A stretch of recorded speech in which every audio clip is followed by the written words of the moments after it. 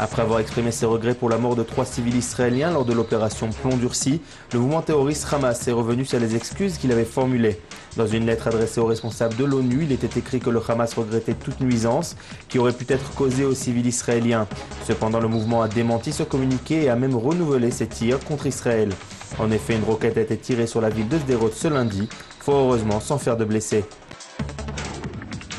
Alors qu'ils étaient partis en promenade afin de voir la neige récemment tombée dans la région du Golan, un jeune garçon et sa sœur, tous deux âgés d'une dizaine d'années, ont été gravement blessés par l'explosion d'une mine.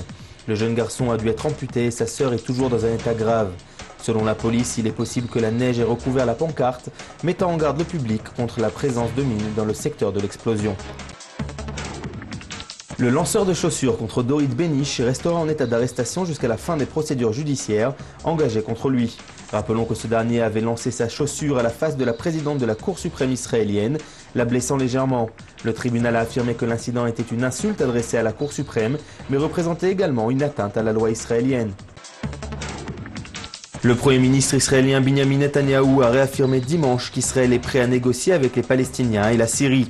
S'exprimant lors du Conseil des ministres hebdomadaire, il a affirmé être guidé par 2 principes, des négociations sans conditions préalables, qui forceraient Israël à des concessions énormes, et la préservation des intérêts fondamentaux d'Israël en premier lieu en matière de sécurité.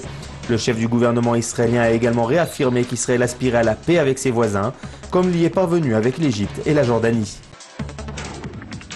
L'état de santé de l'ancien grand rabbin d'Israël, le Rav Mordechai Eliyahu, s'est à nouveau dégradé. Le rabbin Eliyahu était déjà depuis plusieurs mois hospitalisé dans le centre médical Shaare Tzedek à Jérusalem.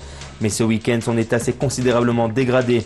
De nombreuses prières sont organisées dans tout Israël pour la guérison de ce rabbin, l'un des principaux leaders spirituels du courant sioniste religieux en Israël.